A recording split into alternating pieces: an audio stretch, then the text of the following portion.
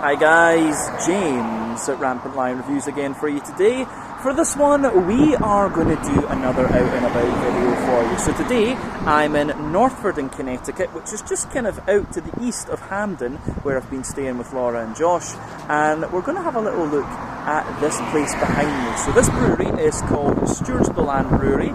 These guys seem to be really interesting, just a very, very small operation, a little farmhouse brewery almost. And they've got some quite interesting styles.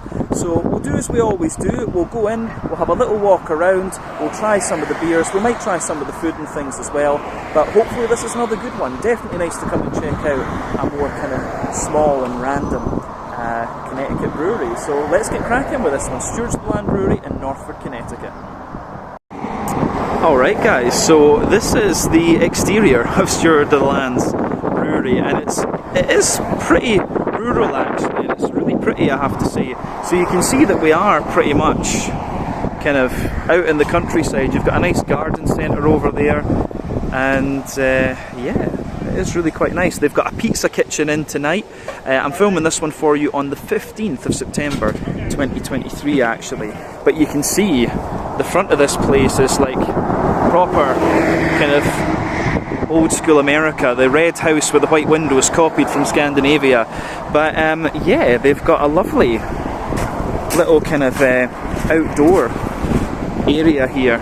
So you can park your car over here, or you can park it sort of down the back as well. But this is the main entrance that you would come into actually. So I think, yeah, we'll go in here, we'll have a little walk around and go out the back actually.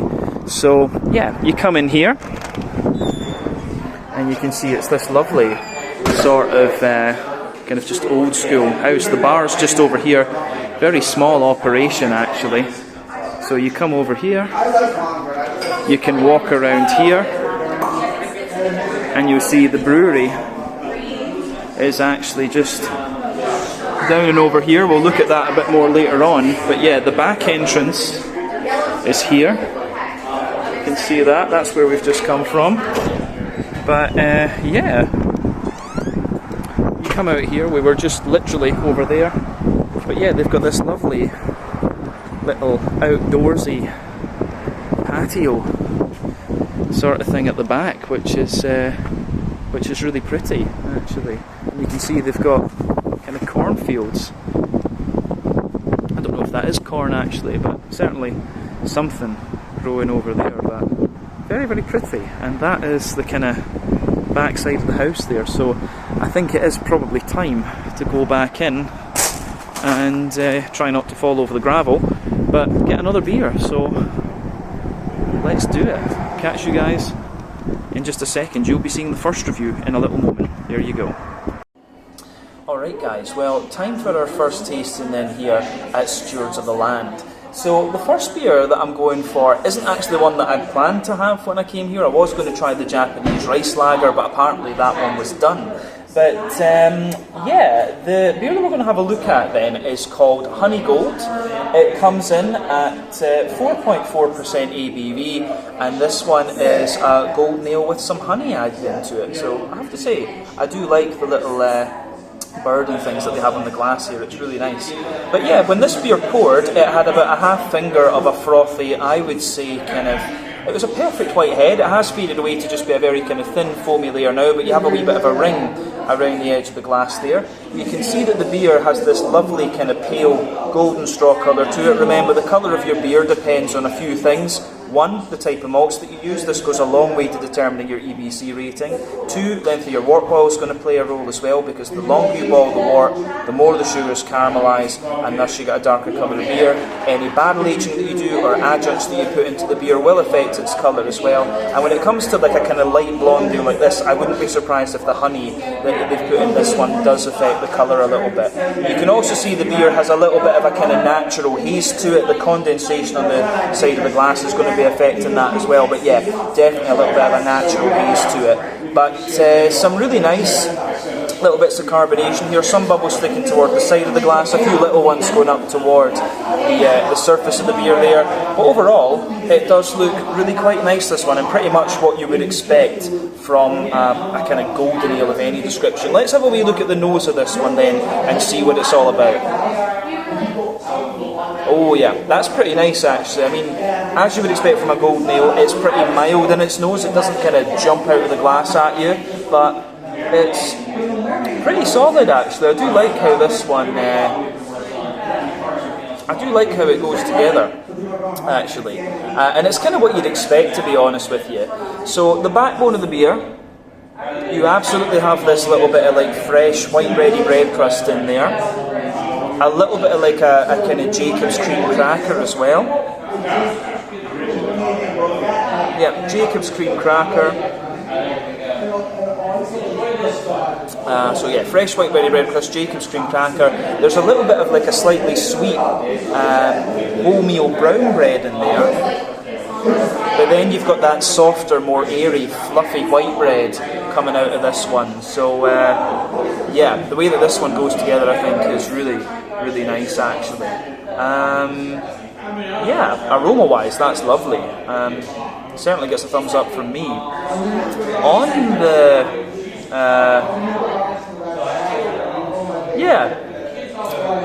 on top of the kind of white bready notes then, you start to get, you can certainly pick up the honey, and the honey's very smooth and slightly oily. It has a wee touch of dryness to it as well. It smells great.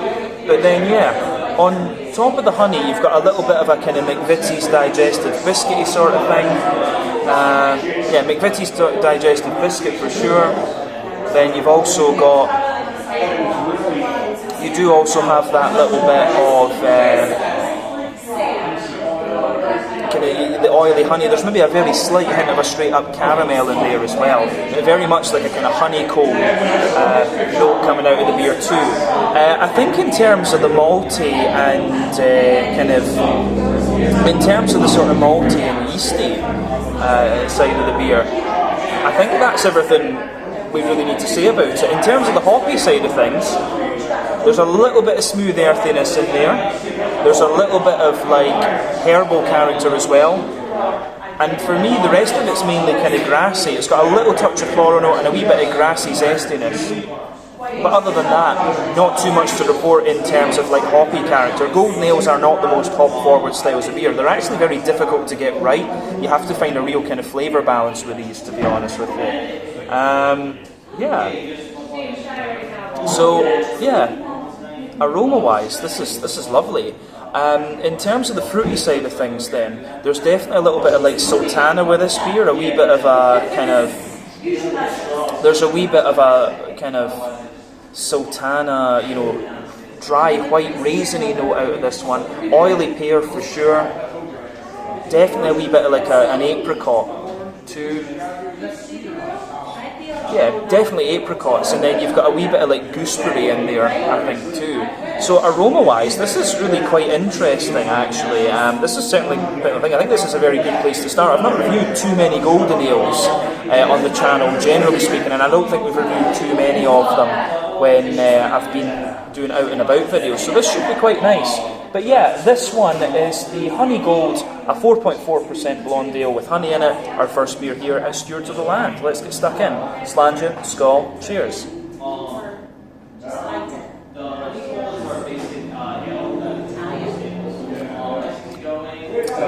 That's a bit different actually. I should point out as well that this is a half pint, so that's somewhere in the region of like, you know, 235 millilitres, something like that. It's an American half pint, 8 fluid ounces in freedom units. But yeah.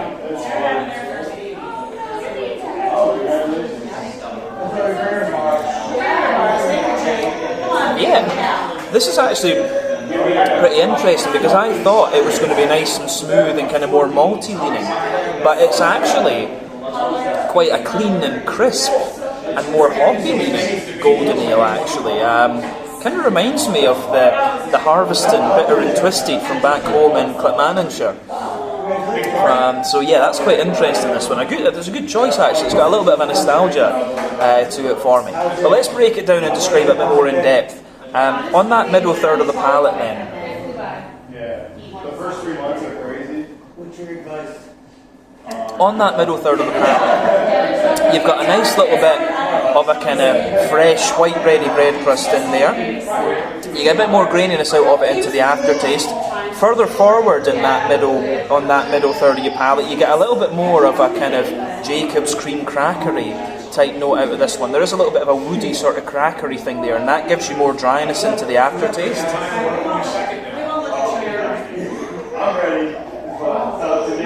So yeah, definitely a little bit more of a kind of woody, crackery aftertaste in this one. In terms of the kind of bready character of the beer, you do get a layer of a kind of more grainy wholemeal brown bread in there. The fluffier white bread sits on top of that, and then you have the kind of the little bit the kind of sugary side of things coming out. So you've got like a kind of McVitie's digestive biscuity base in there. Then you can feel there's a little circle sitting above that that's like Werther's original butter candy, butterscotchy sort of thing, and then you can feel the kind of oiliness of the honey. The honey's quite interesting in this one. It's not the kind of brightest honey I've had. It feels that little bit darker.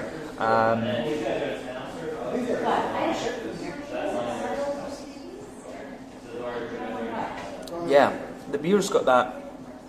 Like in the dead centre of your palate, you do have a straight up caramel there. Underneath that, you've got the Werther's original butter candy butterscotch, and then the honey character in this beer sort of just kind of spreads out toward the edges of the palate there. There's a little bit of like biscuit or cookie dough or something as well, almost. But it feels as if it reminds me a little bit of heather honey from back home. It's got a little bit of an almost kind of spicy character to it, which is interesting. But I think that covers the middle third of the palate, to be honest with you. The back third of the palate is quite similar. The flavours are just at different intensities. You've got the bread crust in there, which is a bit drier, more of the kind of crackery notes coming out of the beer. Then you've also got that little bit of... you've got the brown bready layer, which feels a little bit lighter and more airy. White bready layer, which feels a little bit lighter and more airy. And then as you go over the top of that, you can feel some of the kind of biscuity, grainy characters just sitting there, and then you've got the yeasty side of the beer on top of that. So the yeasty side of things for me is like quite a dense and sweet white brown bread. It's got a little bit of like a woody crackery sort of thing, almost a little bit of a peppery spice as well, and it's just kind of wrapped in this little honeycomb thing. But definitely back third of the palate, the flavour is taller. As you come further forward into the middle third of your tongue, it just condenses down and squashes together that little bit more. So yeah.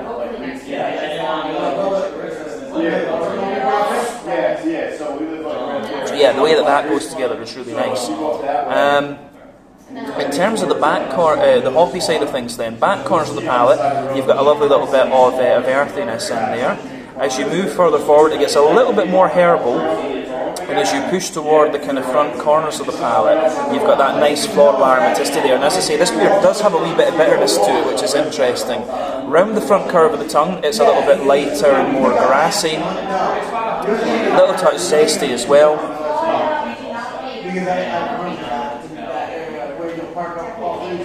Yeah, so as I say, a little bit more kind of zesty, I would say.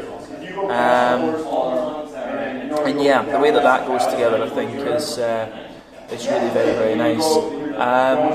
Yeah, good little bit of hoppy bite to this one into the aftertaste. Let's look at the front third of the palate then, and the fruity side of things.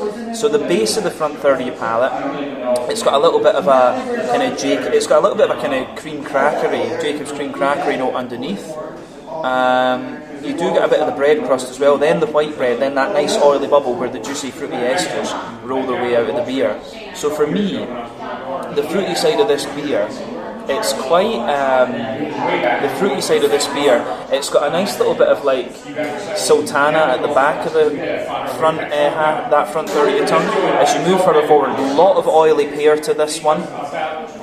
Wee touch of dry apricot underneath. Then as you reach the kind of front tip of the tongue, it has like quite a little bit of a kind of lemony, limey zest to it. I wouldn't be surprised if like Equinaut or Motueka or something like that was in here. Even a little bit of Centennial wouldn't be surprising, to be honest with you. But quite a hoppy, bitey gold nail this one. I do like this. Let's round off then with a wee look at the mouthfeel.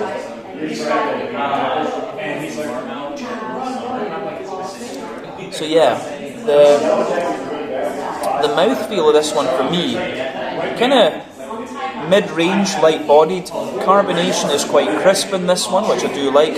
It's got a bit of slickness to it, but mainly kind of wet in its mouthfeel. IBU wise, it wouldn't surprise me if this one was like 40 or 50-ish IBUs. It does have a little bit more kind of hoppy bite to it, which is nice. 40 I think is probably a more reasonable estimate. And then yeah, the malt base, a bit dry underneath, smooth in the middle, bit sweet on top. The honey's quite subtle in this one. I would say that you get more and more of it into the aftertaste, and it sweetens up gradually. Then the fruity side of the beer is a little bit lighter and a bit wetter.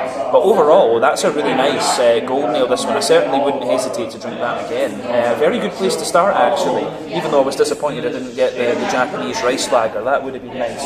But yeah, this one was the Honey Gold, 4.4% ABV, a blonde ale golden ale with honey added into it. That's the end of our first tasting here at Stewards of the Land. Catch you guys in just a second.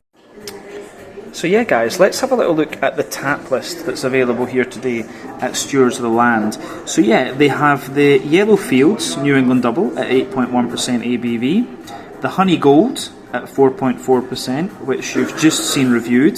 They've got the Buckenhall London ESB at 7.4% ABV. They've got two versions of this one today, one with vanilla beans added into it, and on the cask pour they've got the Magnum Lark, which is a New England IPA, 7.5% with two varieties of locally sourced hops. The Orchard Aureola, which is sour wheat ale with peach and raspberry. They have the Peptite Lark, which I think that's the one that they're highlighting there. This one's got local hops as well, I think, from what I understand. But yeah, the Rose Gold as well, which is their honey golden ale with raspberries added into it. Next week they're going to get the Oktoberfest beer, which is a Märzen lager. They've got the cask one here, which I just described to you a minute ago. That's the London Barrel. And yeah, you can also get a flight for $15. But yeah, quite a nice little variety of stuff here at Stewards of the Land, Brewery. And so yeah, let's see what we're going to have next. I think we're probably going to have a little go at this ESB because it sounds quite interesting. So let's get started. Alright guys, well, time for tasting number 2 then here at Stewards of the Land. So this is going to be a little bit interesting and a wee bit different compared to what I've done on other out and about videos, and I was a bit unsure about whether to even do this beer, to be honest, because it's a style that I don't usually like, but when I've tried this style, the ones that I have liked have been foreign brewed, so I thought kind of why not. So you'll notice with this one we have 2 different samples of the beer because there were 2 different pours available. So the name of the beer is Buckenhall. It's a London ESB. It comes in at 7.4% ABV, so it's a little bit stronger than the bitters you're actually going to find in England, because usually they're about 4%-ish. So maybe you can call it an imperial bitter, I don't know. But yeah, the 2 different pours, they have the regular keg pour, and then they've also got a cask pour, but it's not cask in the traditional English sense, so a little bit less carbonated, but this one also has some vanilla beans added into it as well. So to try these side by side should be quite interesting. I did actually have a little sip of the original one before the video just to make sure that I actually would enjoy the beer before I did this, because yeah, it felt a bit of a waste to have a bitter when I know I don't like the style normally. But this, I think this one, they are pretty solid, I have to say, especially it's got a little bit more alcohol in it. But yeah, for me, English bitters, I've always said that English hops work a little bit better with dark beers like porter and stouts because of the earthy herbal character, and the bitters for me, they just, I don't see the point in having an English bitter when you can have a sweeter Scotch ale, but these are stronger bitters, so that kind of nullifies that argument. But anyway, so both of these beers, they look very much like a kind of rich, chestnutty, stained mahogany type colour. When they poured, they had about a half finger, 2/3 finger of a frothy, I would say kind of fawn coloured head. There is a good little bit of visible carbonation in these. You'll notice that the head on both has faded away to be a thinner foamy layer with a bit of ring around the edge of the glass. You can see the keg pour has quite a little bit of visible carbonation in it, whereas the cask pour has very little. Actually, that's the main difference there. But yeah, remember again, the colour of your beer depends on the type of malts you use for the most part. That's going to determine your EBC rating. But then your length of wort boil is also going to determine that too, because the longer you boil the wort, the more the sugars are caramelised. I think in terms of the cask pour, the vanilla bean is not going to have too much of an effect on the colour. But yeah, and I don't see much of a difference in the colour between the two. But I think that's everything we need to say about the appearance of the beers. Let's have a wee look at the aroma of the regular keg pour. So let's do that. Yeah, aroma-wise, this one, a lovely little bit of kind of smooth, kind of wholemeal, brown bready bread crust in there. Yeah, lovely kind of wholemeal, brown bready bread crust. Definitely a wee touch of like a woody, slightly nutty sort of thing. You definitely get the kind of trademark ESB graininess out of this, which is quite nice. So I'm guessing there will be a bit of English malt in this one. It smells quite distinctive there, but obviously at 7.3%, it's quite a bit stronger than, you know, your classic like London Pride or whatever, which I think sits about 4.5 or 5% if I remember correctly. But yeah, so you've got like a lot of kind of wholemeal brown bread in there, maybe a little touch of like rye bread, kind of a slight bit of toasty caramel in there, but mainly it's actually quite an oily brown sugary character that you get out of this one. Yeah, maybe even like a little hint of like Demerara or something like that. But you've got lovely little bits of kind of McVitie's digestive biscuit in there. I don't know how good a kind of descriptor that is for Americans. But yeah, certainly straight up oily caramel, a toasty brown sugary layer in there as well. Certainly some kind of biscuit or cookie for those Americans watching this video. But yeah, woody, nutty kind of undertones. I know that the hops in these beers, they both contain nugget, which is an American hop variety if I remember correctly, but it's often, it can be grown in England and Germany. I've seen it in a few different countries. And nugget's quite a good one for this, I guess, because it gives you a little bit more of a herbal character. And English hops are distinctly more earthy and herbal than American or German or Czech or Slovenian hops. So you definitely get a little bit of that kind of authentic earthiness, a little bit of herbal character. The floral note in this one is there, but it takes a bit of a back seat. It's got more of a kind of wet, grassy character when it comes to the green component of the hops. And on the fruity side of things, it's interesting because it's kind of like, I get a lot of like sultana and a slight raisin out of this one. So sultana's, you know, dry white raisins. Yeah, a little bit of like it's definitely got a little bit of like an oily pear and a kind of blackcurranty sort of note to it as well. There's a wee bit of a drier like apricot under there too, definitely.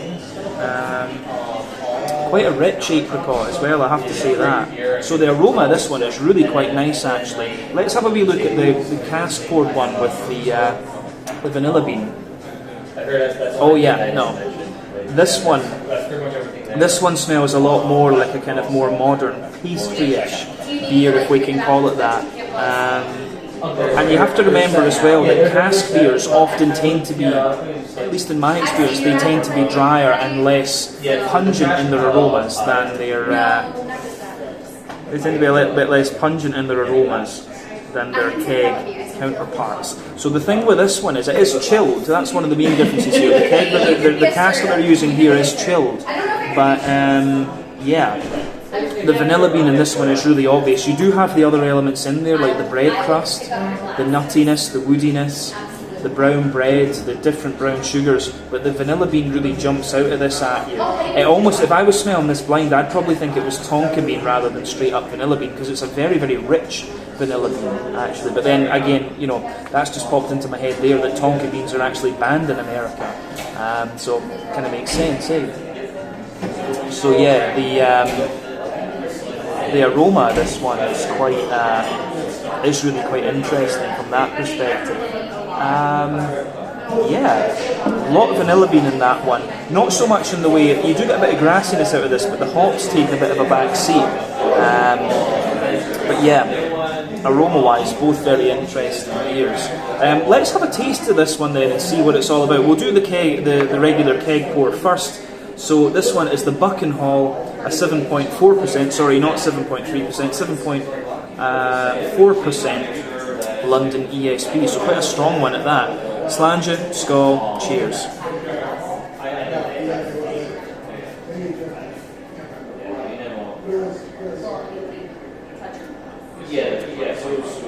That's pretty nice. I mean, as I say, for me, the kind of 3 and 4% ESBs, I just don't like them. I just don't like them.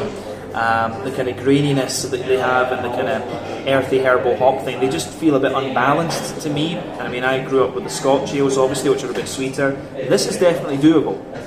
This is it. I think when you put American hops in this beer style rather than the English hops, it can work. I've had ones from Sweden as well, which have used Cascade, and that works too. But this is a nice beer actually. It is good.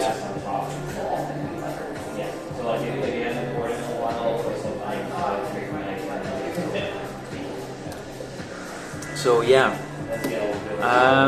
interesting stuff actually. So with this one, let's go through this and describe it a bit more in depth for you, as we always do. The middle third of the palate, you've got this lovely little bit of kind of slightly toasty wholemeal brown bready bread crust in there. That forms the backbone of the beer. Further forward on that middle third of the palate, you've got a good little bit of like woodiness coming out of the beer. There's a little touch of like dry nuttiness in there, like a kind of almondy pecan type thing. Then you've got like you've definitely got a little bit of a kind of wholemeal brown bready sort of thing out of this one. So yeah, you've got above the kind of bread crust, it's almost a bit, you do get a little bit of an almost rye bread out of this one. It is that little bit richer actually.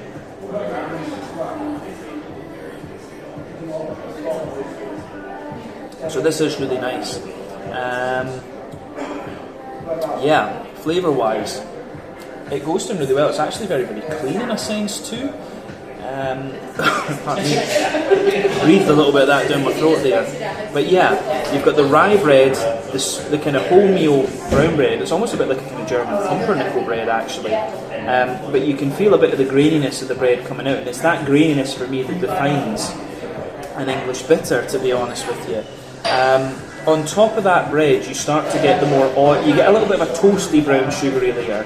Then you get that more oily, kind of sweet caramelly note, and in the dead centre of your palate, you get the concentration of the brown sugars, the kind of alcohol-y type bit, and it does have a very slight, like treacly note to it, which is quite interesting.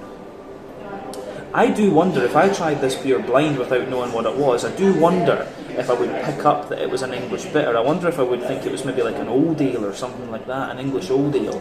That would kind of make sense. But yeah, above the brown sugary layers, you start to get a bit of this kind of McVitie's digestive, biscuity sort of note. But yeah, that's the kind of middle third of your palate with this one. The back third of your palate is quite similar. So with the back third of the palate, you definitely have the kind of dry bread crusty base again. As I always say, the back third of your palate gives you similar flavours at different intensities.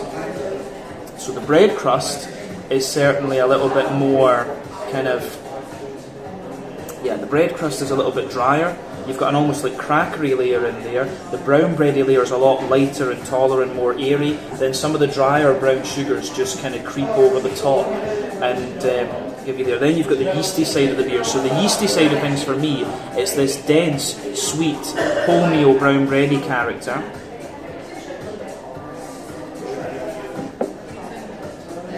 Yeah, it's this dense, sweet, wholemeal brown bready character. And it's got a little bit of a grainy, woody, spicy character around it as well. A little bit of honeycomb too. And definitely back third of your palate, the flavour is taller then as you come further forward into the middle third of your tongue. It just kind of condenses down that little bit more. On the hoppy side of things, it's kind of what you'd expect, kind of similar to the aroma. It's got a little bit of a wet earthiness in the back corners of the palate. As you move further forward, it's a little touch herbal. Then as you push further forward toward the kind of front corners of your palate, it's got a lovely little bit of like floral aromaticity there. Then round the front curve of the tongue, a bit lighter and grassy. It's got a more, it's got a little bit more of It has got a wee touch of a zestiness to it, but it's quite a wet green component, I would say. On the fruity side of things,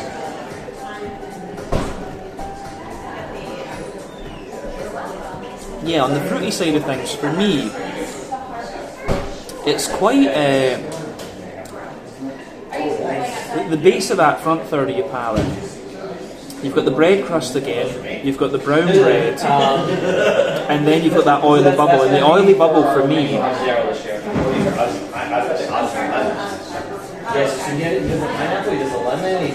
the oily bubble from the fruity side of things, at the back of that, you're definitely getting a little bit more of you do get a bit more of a kind of datey type character. As you move further forward, it's a little bit more sultana-like, big oily pear in the middle of that front third of your palate, and then yeah, a little bit of apricot underneath. And as you move further forward, very slightly blackcurranty.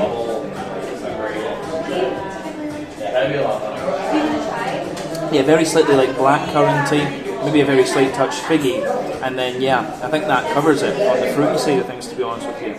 Actually a very nice bitter, this one. I'm kind of glad I got the half pint though, it's quite rich, to be honest with you. I don't know if I would have managed the full pint of this one. But let's have a wee look at the flavour profile then for the cask version of the vanilla bean. We'll just do a kind of straight comparison, I guess.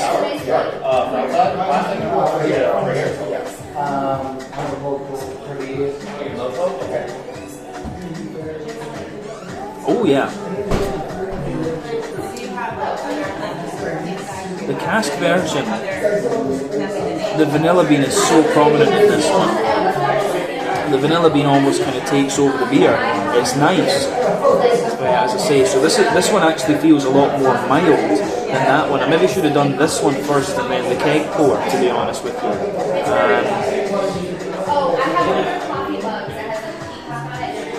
Yeah.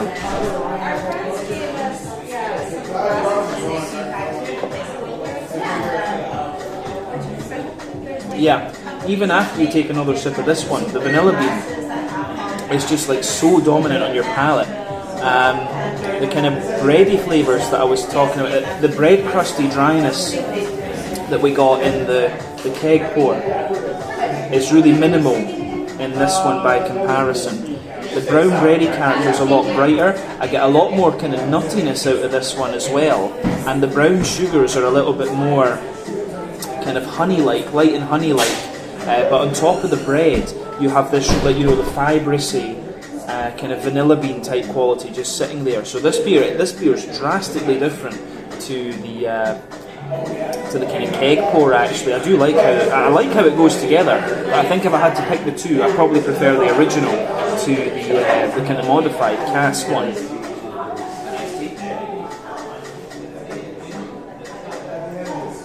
Yeah. Yeah, no, I think I do prefer the keg pour, and that's the thing for me as well. I've never been the greatest fan of cask ale. I've always preferred the keg pour, to be honest with you, but that's just me. So yeah, as I say, I think we've covered the main differences with this one. This one does get a bit drier and grainier into the aftertaste, but as I say, the vanilla bean really kind of takes over the flavour in this beer. It's just not quite as well balanced as the other one. The hoppy side of the beer as well is a little bit more mild, but still the similar flavours. The earthiness is a bit smoother, the herbal character is a bit more prominent. I do actually get a little touch more floral character out of this one than the front curve of the tongue. The grassiness is that little bit wetter and still a bit smoother as well. So a bit more dryness out of this one actually. They're everywhere. They're on the walls. They're all over the country. So yeah, it's interesting how this goes together actually. On that front third of your palate, the fruity side of things too, this one's a lot more, I find this one to be a lot more peary. The dates are definitely in there as well. So you've got this date, sultana, dry pear. I don't get so much red fruity character out of this one that I do with that. I was getting quite a lot of black currant out of the kind of original one. But yeah, it's quite interesting this. The brown sugar is definitely a lot lighter and a lot more kind of honeycomb-like in this beer, I would say. To be like, oh yeah, it's just a beer. They're multi-year ones. It's very hard to be like, oh yeah, this is quite interesting. Yeah, it's a really interesting comparison, this for sure. So, on the mouthfeel then, let's compare these two here. Mouthfeel wise, this one's sort of right in the middle of the spectrum. So mid-bodied, smooth carbonation, still very clean and kind of light in a sense, which is really interesting. IBU wise, I think this is probably 25-ish. But you also, with these styles with bitters, you have to talk about perceived bitterness versus calculated bitterness because of the dryness and graininess you get from the style inherently. So yeah, definitely a little bit of a kind of grainy, dry bitterness in this particular beer. So yeah, the bitterness, I think it's meant to be about 20-25-ish IBUs, but it feels a little bit more bitter because of that graininess. The malt we said it has dryness underneath, smoothness in the middle, and quite an oily sweetness on top. The cask version for me,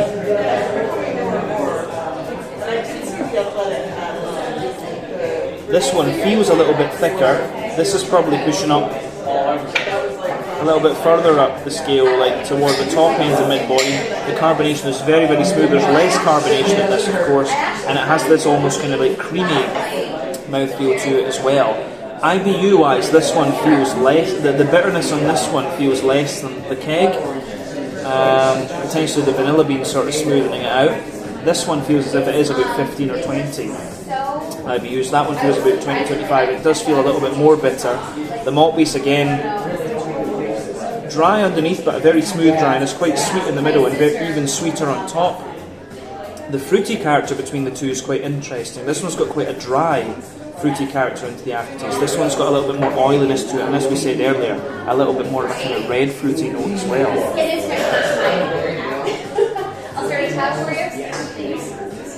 But overall, this has been a really interesting comparison actually. Yeah, I think out of the two though, I do prefer the original one, but the more that I drink of the cask version with the vanilla beans, it grows on me. I do have to say that, it does grow on me a little bit. So yeah, I find that interesting. For me then, I think we can leave it at that with this. This was the Buckenhall London ESB at 7.4% ABV, the original keg version, and also a special cask version with a little bit of vanilla bean added into it. So yeah, let's leave it at that one. That's the end of our second tasting here. I think we're going to do at least one more. We might do another one beyond that. We'll just wait and see. Catch you guys in a second. Hi all, how's it going? Alex at Stewards Brewery, and we got a fun little preview for you guys here, a little backstage. We had a lot of fun upstairs talking, and we got asked to come on down here to check out this unique system. The system that you're going to see is quite uncommon in the States. In America, we do serving tanks. We're all small batch. They're 3-barrel U.S. barrels, so about 93 gallons. So in European, in non-freedom units, guys, this is 350 litres, I think, roughly. Yeah, we calculate it's 350 litres. And I will say as well for the video, I had a little peek through the windows, and I've never seen a setup like this even in any of the little German brauhouses and stuff, so Alex very kindly agreed to come down and explain what he's doing. So yeah. Right you see behind me is the brew house deck, so you have your mash tun, your boiled kettle, and your hot liquor tank. On brew days, that's where all the beers brewed. All the grains in the mash tun are all local. They come within 3-hour radius of our brewery here in Connecticut. So either from Connecticut, New York, or Massachusetts. And then we'll knock out the beer into one of our 8 fermenters that you'll see in a second. Those there will finish fermenting. And then the beer, depending on the style, we'll move it into another tank to either continue to lager or finish getting the beer set and then carbonate it and move it over to our serving tanks. Our serving tanks, which are pretty unique, are plumbed straight up from the brew house right upstairs to the drafts that you saw earlier today. So when you come to the bar, you're actually sitting right above the tanks that you're drinking from. Yeah. We don't have any of the small kegs. So when you guys kick a batch of beer, you actually kick the whole batch of beer, and then we have to come in the following week, clean out that tank for you, and then move a new beer in for you guys. Yeah. Well, we walk around and we can see it then, because it's that. So as you see here, these 4 conicals And then the double stack conicals are your fermenters. They also are the uni tanks. You can ferment in them, you can condition in them, lager in them, and then get the beer, finish up with CO2, and then move it over to the serving tanks. Serving tanks that you see are the horizontals. These are the ones that we were saying before are plumbed straight up stairs. Yep. And then if you guys can hear in the background that heartbeat, that diaphragm action, we have beer elevators that will take the beer from these serving tanks and send it straight up to the taps as we pour your pints of beer. Okay, so these tanks are again, I forget how many gallons, but it was the same 350 liters or. Yeah, so they're a little bit bigger. They're glycol jacketed, so that's why they appear a lot bigger than these guys here. But they're all glycol jacketed. With the head space, they're about 120 gallons. Okay. But liquid wise, ideally you should be aiming 90 to 95 gallons of liquid in there, because typically you want about 20% headspace on there to allow for fermentation, proper carbonation, movement, and everything else like that. Yeah, no, it's a nice, as I say, it's a really nice little setup. So you see that here, Alex has 6 of these on the right hand side, and then there's another 2 just hiding in here. But at this point that I'm visiting, this is the 15th of September, if I'm not mistaken. Correct. Yeah. So you were telling me earlier that your Märzen, your Oktoberfest Märzen, you needed the space in the fermenting tanks. Yeah. So you basically shifted it over here and put it in one of these tanks. Because whenever I see horizontal tanks, I think, oh, lager tanks. 100%, and that's essentially what we did. So normally we have 8 beers on tap. We've had 7 the past few weeks because we moved over our Oktoberfest to finish lagering, getting ready for you guys, which is actually coming out this weekend coming up, the 21st, 22nd of September. Okay. Yeah. And then we actually had the privilege of sampling it earlier. I know you had the glass here somewhere. Oh, I put it over there. So it's one of those where we're talking upstairs. Our local malts tend to have more sweeter notes on them. And the comparison that you're doing upstairs was beautiful between German Oktoberfest or Vienna Lager versus our Oktoberfest or Vienna Lager. Oh yeah. Oh, it's really nice. I mean, it's if you do get the chance, I think 21st it's going to be released. Yeah, 21st of October. Whatever that Thursday is. Yeah. Yeah. So we'll see. I'm not sure if the video will publish before then, but yeah, guys, if you come here in September, your later September, October, you are going to get the Oktoberfest Märzen, and it's nice. It's a solid, clean beer. We might do a proper full tasting of that later on in the video. We'll just need to see it, and as well, it depends on how I edit it together. But big thank you to Alex for taking a few minutes. It's quite a stressful day for him, I guess. So he's explained this very unique little system that he has here quite nicely for us. So yeah, this is the thing, we were having a laugh earlier because he talks in gallons, I talk in litres. So yeah, but basically 350 litres per batch, roughly. Give or take. Give or take, yeah. That's kind of what they're brewing here. And you mentioned too, you never told me how old the brewery was. So November 1st will be our 4-year anniversary. So you're 2019, and you also can you tell me a little bit again about your family farm and the house and stuff like this? Yes, so my family's been farming this land since the early 1900s. 1907, my great-grandfather came from overseas.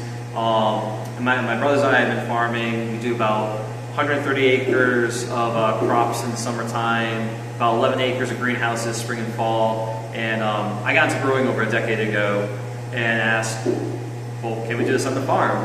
Can we use stuff we grow on the farm or our friends grow on their farms? And I actually had to work with the state of Connecticut to write legislation to make this happen. Because before us, you couldn't have a farm brewery in the state. Ah, okay.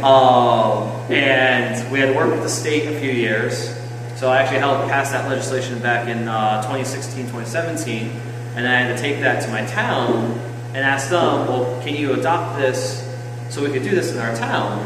And that took about another year or so to do before we could get this up and going for everyone. Okay, no, that's awesome. So, and you mentioned as well this farmhouse that you're in is from about the 1800s? Yes, so this is one of the older farmhouses in the town. It's the old farmhouse to the dairy farm that used to be here early 1800s.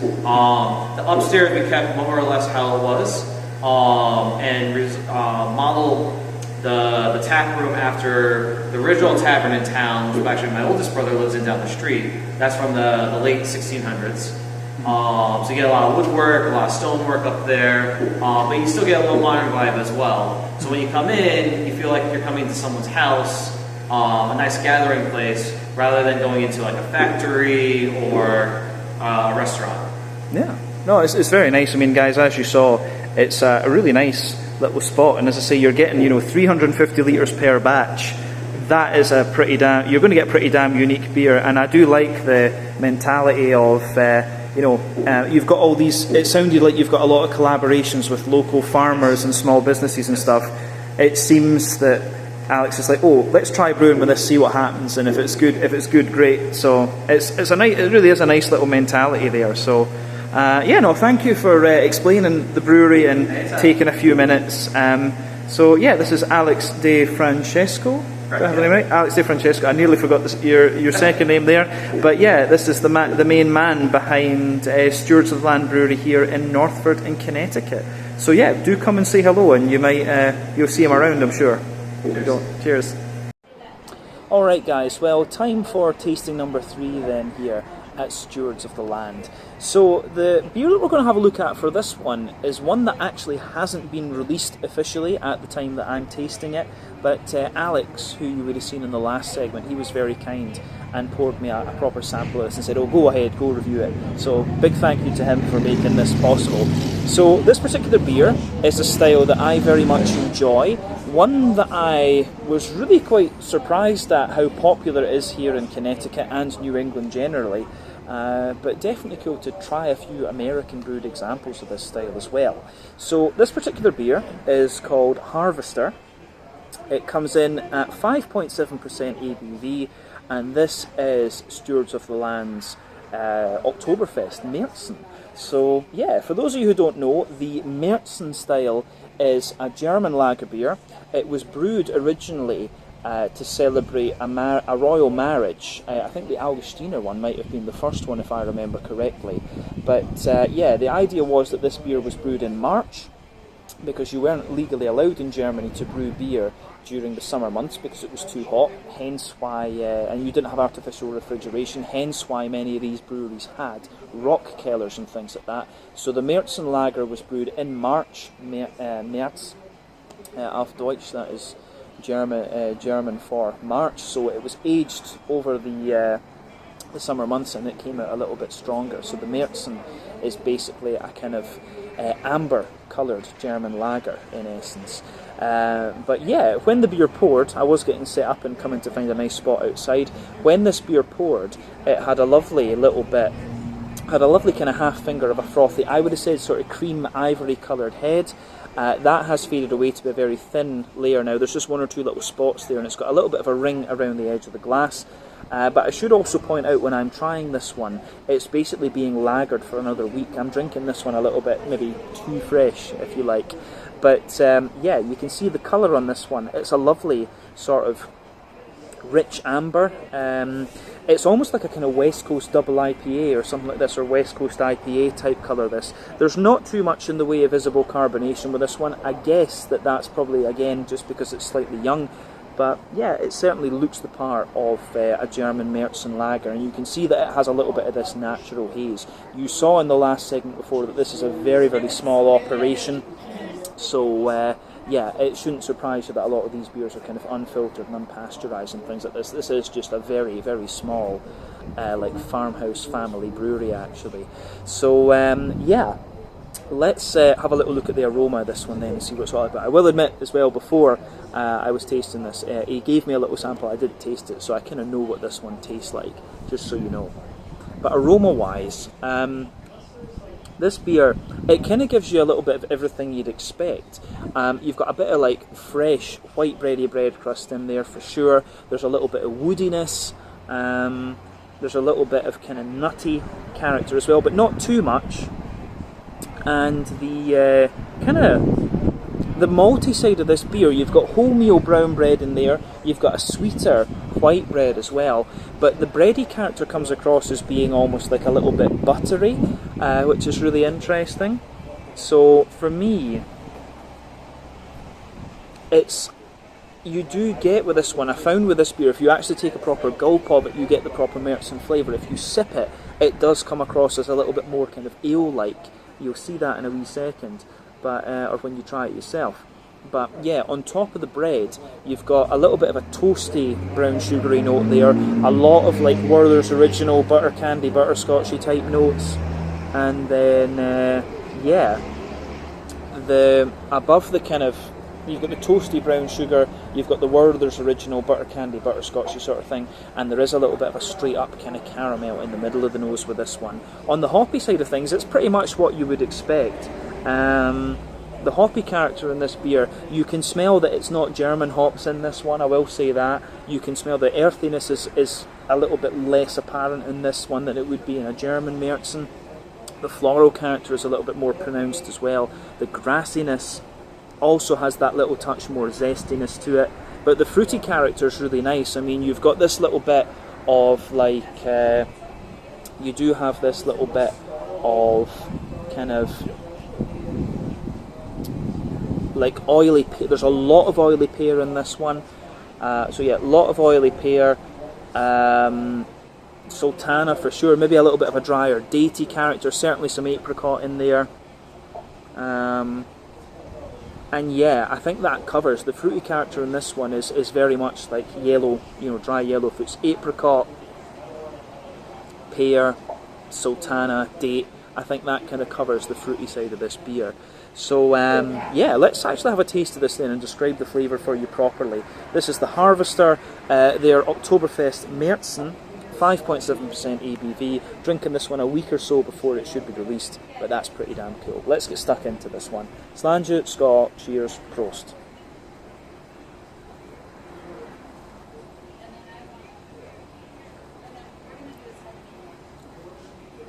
Yeah. This is nice. The more that you drink of this, and as I say, it is still a little bit young, so it'll probably crispen up a little bit more the longer it's aged. But yeah, you do get more. This beer, when you first take it in, it feels like it's quite ale-like, but then yeah, the further into the aftertaste you go, you get more lager out of it. And remember, the technical difference between an ale and a lager is the fermentation temperature and the type of yeast. So for example, a lager will use a bottom fermenting yeast that ferments between 8 to 12 degrees Celsius, whereas an ale will use a top fermenting yeast that ferments between 15 to 18 degrees Celsius. I don't know what that is in Fahrenheit, Fahrenheit freedom temperatures, but yeah, you guys get the idea anyway. But yeah, if you take a proper gulp of this, you will get the crispness of the lager. If you sip it like I'm doing to describe the flavour, you get a bit more of an ale quality. So we'll be careful with this one. I know. I should know. So, the middle third of your palate then. Fresh white ready bread crust forming the backbone of the beer. A little bit of woodiness further forward on that middle third of the palate.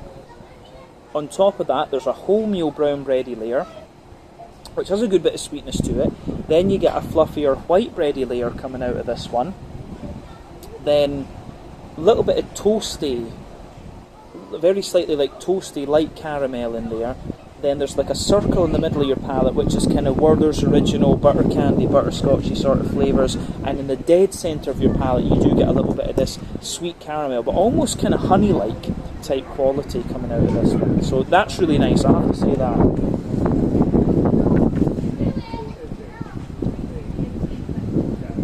Yeah,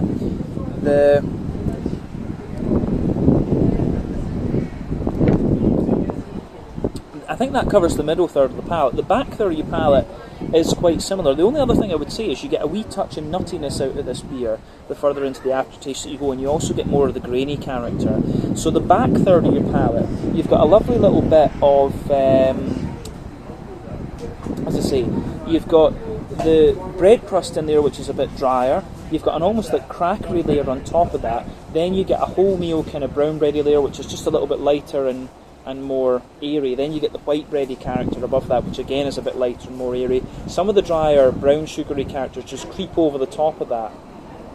Some of the drier, more you get a slightly drier, more kind of butterscotchy sort of thing, and then you've got the yeast side of the beer. So for me, the yeasty side of this beer, it's quite the yeasty side of this beer. Pardon me, I'm getting the hiccups off this now. The yeasty side of the beer, you've got this lovely, dense, white bready, brown bready, doughy sweetness in there. I'm going to be hiccuping for the rest of this taste, and this is going to be annoying. But yeah, it's kind of wrapped in this little bit of a honeycomb kind of character, with a bit of woodiness, bit of nuttiness and stuff like that. And then yeah, definitely the back third of your palate, the flavour that's taller. The flavour is taller then as you come further forward into the middle third of your palate, and it just condenses down that wee bit more and squashes together. So on the hoppy side of things then,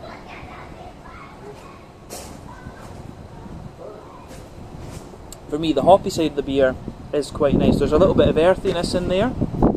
As you move further forward, it gives you a little touch of herbal character. As you reach the front corners of the palate, distinctly more floral, but still quite a wet green component overall. Round the front curve of your tongue, a little bit lighter and more grassy and zesty, but yeah, still really quite wet at this point. Again, this beer will crispen up, bitter up a little bit more, I guess, the longer it lagers.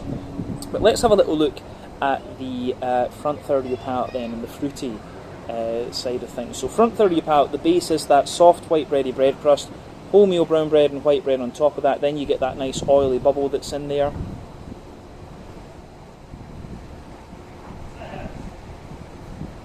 And yeah, the fruity side of this beer is kind of what you would expect from the aroma. So yeah, the fruity side of the beer for me is kind of what I was describing in the aroma. You get at the back, you get a little bit of an almost datey sort of thing as you move further forward. A lot of oily pear, bit of apricot underneath, and as you reach the front of that front third of your tongue, there's like a little touch of gooseberry and a wee bit of gooseberry and a little touch of just like a lemon limey grassy sort of thing behind the front tip of the tongue. But overall, aroma wise and flavour wise, this is really nice. Mouthfeel wise then, just to round off this tasting, for me it's a very wet lager beer, this one. As I've said before, the main difference for me between American brewed and German brewed lagers is that the German ones tend to be a little bit crisper and a little bit more dry. There is a difference with the American grains. The American malt for me tends to be a little bit sweeter, I would say, than the German malts. And then again, the water profiles. I'm just watching that this camera doesn't blow over. But yeah, the water profile here is particularly kind of wet. It gives you it feels like it's kind of got a little bit more mineral or something in it. It just feels really kind of wet and clean in a sense. So yeah, this lager does feel a little bit wetter than some of the other ones you're going to come across. And as I say, if you take a gulp of this, you'll get a proper idea of the kind of lager side of this beer. Lagers are meant to be gulped, to be honest with you, rather than sipped as I've been doing in this video. But yeah, IBU wise, I think this beer is your fairly standard sort of 20 IBUs. That's normal for a German lager. The malt base has a bit of dryness underneath, a bit of smoothness in the middle, and sweetness on top. The fruity character is a little bit juicy, but a little bit more oily at the same time. And yeah, I think the way that this one goes together is really nice. So if you gulp this one, you're going to get the proper Märzen style, but again, the mouth feels a little bit different. But still, really nice Oktoberfest beer, this one. And the other thing I like about these beers at Steward of the Land is that they just have that little bit of rawness to them. You can feel that they're really small batch brewed. It almost just gives you that kind of old school, like home brewed USO5 yeast type thing. That's what I'm enjoying about these beers. I think we're going to do one more because they've got a few IPAs on tap, so we'll try one of those, and I think that'll be our last tasting then here. But yeah, this one was the Harvester, the Oktoberfest Märzen at 5.7% ABV. I'll catch you guys in a second with something else. Cheers. Alright guys, so one of the really cool things about Stewards of the Land is that the owner, his parents have a farm very, very close to the brewery, so you can get a lot of products that have been kind of grown on their farm. So yeah, they've got these kind of things like corn salsa, olive salsa, ding-a-ling, roasted peppers, all of this kind of stuff. There's a whole host of different kind of local farm produce here, which is really nice, like chili sauce, chicken shit, awesome secret country sauce, Angela's Kitchen, all of these kind of things. It looks really cool actually. Dilled asparagus, habanero orange glazed sauce, all these kind of things, different pickles and stuff like that. Awesome habanero pickled eggs, awesome pickled beet eggs, more Angela's Kitchen stuff. You can get looks like muffins and bread and stuff like that. Or that's wheat flour, sorry, I'm telling you lies. They've got pizza flour up there as well. Some pickled garlic, plain. Some bourbon barrel aged maple syrup, which is kind of cool. Limited edition pickled green tomatoes, dilled green beans. Lots of kind of interesting stuff here. I'm not a great fan of pickles, I have to admit, but there's obviously a lot of thought goes into this. Awesome pickled beets, apple pie without the crust, basically. That's kind of interesting. You've got all these different kind of powders and stuff here. Then yeah, habanero eggs, pickled beets, and all of this. So a whole variety of like different kind of farm products available here at Stewards of the Land. That's something that I haven't seen on this trip to the US so far, actually. So yeah guys, there's not too much in the way of brewery merchandise available here. A few things kind of hung up there, but yeah, you've got your little kind of lumberjack shirt, a black t-shirt, your kind of girly shirts over here, if you can call them that. Then yeah, a few others over here, and then you've got this hoodie just kind of sitting over by the door. I have to admit, I do like the hoodie best out of all the stuff they have, but yeah, that's your merchandise just kind of sitting up there, which is quite nice. So yeah, that's that. Alright guys, well, time for our fourth and final tasting then here at Stewards of the Land Brewery. So yeah, the last beer that we're going to have a look at today is one of their kind of flagship beers, I guess you could say. This is one that they do quite often from what I understand, and it is supposed to be really quite nice. So this particular beer is called Yellow Fields. It comes in at 8.1% ABV, and this is a double IPA, a New England double IPA to be specific. So yeah, you can see that this beer has poured a lovely, kind of quite rich, amber leaning colour. So when the beer poured, it had about a half finger of a frothy, I would have said creamy coloured head. That has faded away to be a very thin foamy layer now with that ring around the edge of the glass. One or two bubbles of carbonation sticking towards the side of the glass, and a few little ones just going further up. But yeah, it looks really nice, this actually.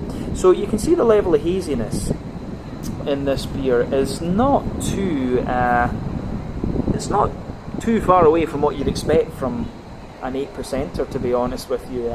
So it looks really, really nice, I have to say. So yeah, remember the level of haziness in a New England IPA depends on the oak content, wheat content, and to a degree what yeast you use. So this beer looks very, very nice, I have to say, and pretty much as you'd expect from the style. So yeah, I don't know if we can really say too much more about the appearance of this one. One other thing I should add that I haven't mentioned already is that the hops in this one are Nugget, Triumph, Magnum, and Emerald Spire. Triumph and Emerald Spire are varieties that I haven't heard of before, so I will need to look these up after filming the video. I don't quite have time to do it just now before filming, but yeah, this should be quite interesting from that perspective, because like Alex told you earlier on in the video, a lot of their stuff is sourced from very, very locally. So yeah, these are probably New York, Connecticut, or Massachusetts grown hops, so that's quite interesting. But let's have a little look at the aroma of this one then and see what it's all about. Oh yeah, that smells pretty different actually from what I've had in this style category before. Aroma wise, it's really pretty nice. As I've said to you in reviews before, for me, New England IPAs can go a few different ways. You need to think about the kind of farmhousey, yeasty type character. the rye-leaning grainy side of things. Those are a bit more prominent in American-brewed New England IPAs, but then you also need to think about the kind of wheaty bitiness, the oaty creaminess, the barley malt bread, and also the sweeter side of things. For me, this has got a very unique yeasty character to it. It's very kind of, the yeastiness is really quite interesting in this one. It has this almost like,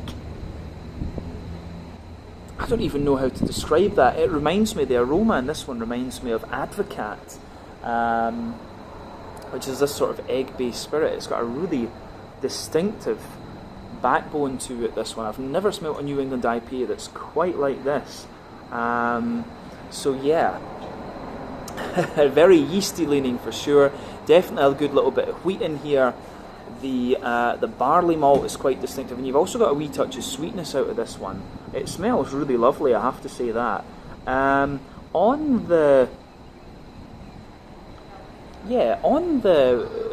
Let's just try and break this down and describe it for you a wee bit more in depth. The backbone of the beer, fresh white bready bread crust for sure. On top of that, you have a bit of cracker, a little bit of wood. Dipped my nose in that a little bit there, that wasn't nice. But yeah, it almost has, I think a good way to describe this one would be that the bready character, you've got a mix of wholemeal brown bread and white bready character in here, but then you've also got this really nice like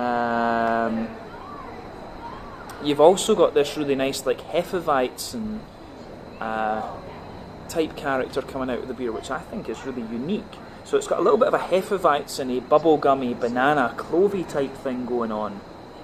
It would not surprise me if I was to learn later that this beer had been brewed with some kind of amped up version of a Hefeweizen yeast. Yeah, really nice actually. The way this goes together, I have to say, is really, really interesting. On top of that, as I say, you get a bit of wheaty bitiness in the back of the nose. You can smell the wheat densifying out the beer. There's a little bit of oatiness in there. And you do get this little bit of like Werther's Original butter candy butterscotch. On the hoppy side of things, and with New England with IPAs generally, you have to remember the three types of hopping. Early edition hopping takes place within the first hour of the wort boil. That gives you mainly bitterness and translates to a deeper, danker green component in the beer. Late edition hopping within the last half hour of the wort boil, that gives you quite a bright green component in terms of flavour and aroma, but it gives you a little bit of bitterness, mainly flavour and aroma. Dry hopping, which takes place after the wort boil is complete, that gives you dry hopping, which takes place after the wort boil is complete, that will give you all flavour and aroma, but again it translates to quite a bright green component. And New England IPAs tend to rely on late edition and dry hopping. West Coast IPAs use all three, and early edition hopping dominates in terms of flavour and aroma over the late and dry hoppings. So yeah, the aroma in this beer is really, really nice. For me, you do have a good little bit of deep, dank, floral character coming out of this one, so that indicates to me there maybe is a little bit of early edition hopping going on in here. There's a wee touch of earthiness. The floral aroma is like really quite unique. It's like really wet, and it almost has a little bit like of an aloe vera cactusy type thing to it, which is kind of interesting. The grassy component isn't really very citrusy, it's quite wet actually. So the way that everything goes together with this particular beer for me is really, really... Sorry about that guys, the phone just decided to stop filming, I don't know why. But yeah, we were just about to talk about the little bit of fruity character out of this one. So for me, the fruity character in this one is quite unique. You've got a lot of kind of like oily apricot in there, a bit of a sharper peach, papaya for sure. Yeah, peach, papaya, lots of apricot, and then definitely a bit of sultana and pear for sure. But then you've got this kind of oily, like gooseberry, limey character coming out of the beer too. Aroma-wise, as I say, this is very unique and really interesting. I think we should just have a taste of this one then and see what it's all about. So yeah, this is the Yellow Fields, a New England double IPA at 8.1% ABV. This is our final beer here at Stewards of Land Brewing in Northford in Connecticut. Let's get stuck in. Sláinte, skål, cheers.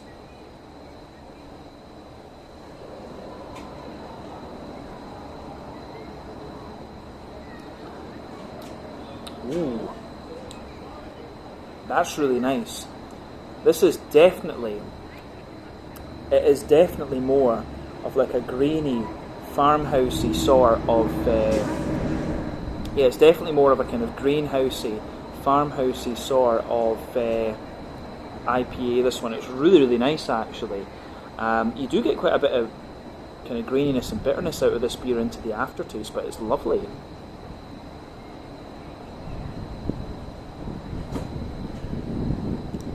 But yeah, big thumbs up from me. In terms of the backbone of this beer, then this is really unique. Nice big oily, kind of big floral, slightly more bitter New England IPA. It's lovely. So the backbone of this beer, you've got this lovely kind of, you can feel this kind of fresh brown bready bread crusty character there. If we go to that middle third of the palate, fresh brown bready bread crust, little bit of a kind of woody character coming out of it. Yeah, fresh brown bready bread crust, little bit of woodiness in there, little touch of nuttiness out of it as well.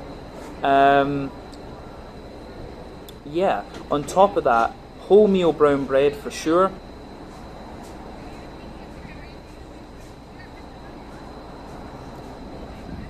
Yeah, wholemeal brown bread. Then you've got the sweeter white bread on top of that. The bread in this beer has a real density to it, which is really interesting. So wholemeal brown bread. Yeah, wholemeal brown bread. More dense and sweet white bread above that. You can feel the wheat in there too, which is densifying out the whole malt base. And then you can feel the wheat actually has a little bit of spice to it in this one, which is really interesting. In terms of the, on top of the wheat, you've got this little bit of oaty character coming out of this one. So down the middle line of your palate, you get this more dense oaty type character in there. It's like a little circle in the middle of your palate actually. So underneath the oat, well, in fact no, on top of the oat, you've got that dense oaty character down the middle line. As you go out toward the edges of that middle third of your palate, you've got a bit more of a drier oater character. And remember, in New England IPAs, oatiness can be a sign of how fresh the beer is. But in the dead centre of your tongue, you've got that sweet Werther's Original butter candy, butterscotchy sort of thing coming out of it, which is lovely. And then, yeah, you've got a wee bit of like a kind of biscuity sort of thing to it as well. But yeah, the way that all these flavours go together on this one is very unique. You can feel that this beer is kind of quite raw and quite old school, actually. And I do really like how that goes together in this one.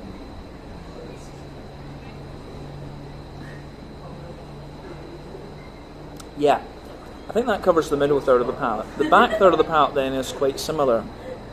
You've got that grainy bread crust in the base, a bit of cracker above it. You can feel a sort of wholemeal brown bready character on top of that, which is a little bit lighter and more airy. Then you've got the white bready character, and above that you've got the wheat, which is really quite bitey and almost quite spicy.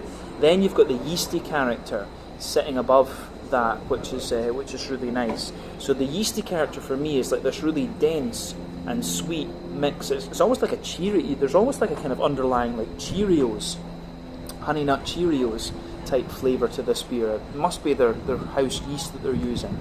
But yeah, you've got that dense, sweet kind of brown bready character in there. Dense, sweet kind of brown bready, you know. It's kind of wrapped in a little bit of a cereally type graininess. There's a little bit of like a kind of McVitie's digestive biscuity sort of thing around it, a little bit of honeycomb, and it's a wee touch spicy, but definitely back third of the palate, the flavour is taller. Then as you move further forward toward the middle third of your tongue, it just kind of condenses down and squashes together that little bit more. It's really nice how that pieces together actually. I think that covers everything we need to say about the malty and yeasty side of this beer, and I will apologise in this tasting if the light's going up and down. We're just about at sunset actually, and it is really pretty, to be honest with you, so I need to take some photos of that when I finish this one. But yeah, hoppy side of things then.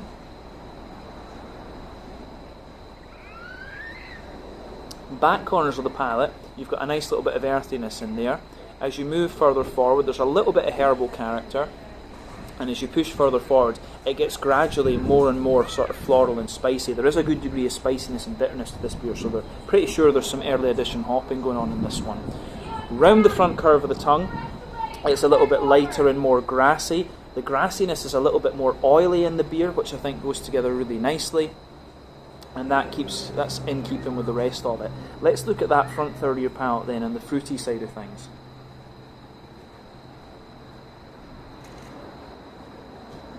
So yeah, fruity side of the beer for me, it has a little bit of a kind of bread crusty base. Yeah, a little bit of a kind of grainy bread crusty base. A little bit of Jacob's cream cracker on top of it. Mix of white and brown bread. Then you get that nice oily bubble where the fruity esters roll their way out of the beer. So let's look at the fruity side of things. The fruity side of the beer is quite similar to what I described earlier in a sense. At the back of that front third of your palate, there is this really sharp kind of peachy note. Then as you move further forward, you start to get a bit of passion fruit, a bit of juicier mango, but the peach really lingers there. The sharpness of the peach really lingers there in this one. There's a little bit of an oily, juicy pear in the middle of your tongue, a little bit of apricot, and then as you move further forward, it's got quite a bit of a limey character to it. It's peach and lime that really come out of this beer for me on the fruity side of things for the most part, and that mixes in with all the grassy esters that the beer has. Really unique New England double IPA, this one, and I have to say very different from what I've had from a number of the other breweries I've tried during this trip over here to the US. But yeah, I think that's everything we need to say about the flavour. Let's round off with a wee look at the mouthfeel.